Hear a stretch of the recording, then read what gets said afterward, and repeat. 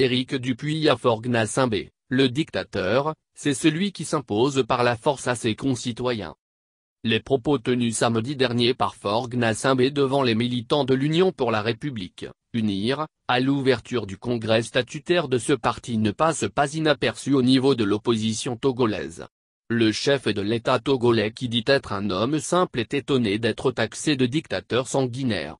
Pour Éric Dupuy, le secrétaire national à la communication de l'Alliance nationale pour le changement, le président togolais est bien un dictateur. Éric Dupuy qui réagissait lundi au micro de Nana FM est étonné de l'étonnement de Forgues-Nassimbe.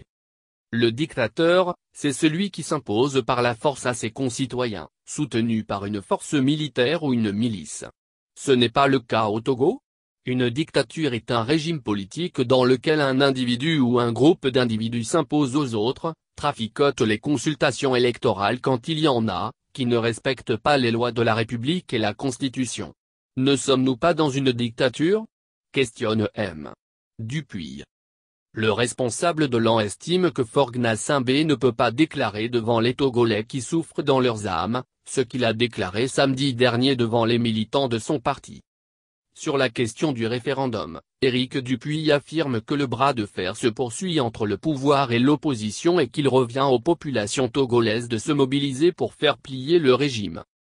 Si les populations togolaises se mobilisent de plus en plus massivement, il arrivera un moment où le régime va baisser les bras.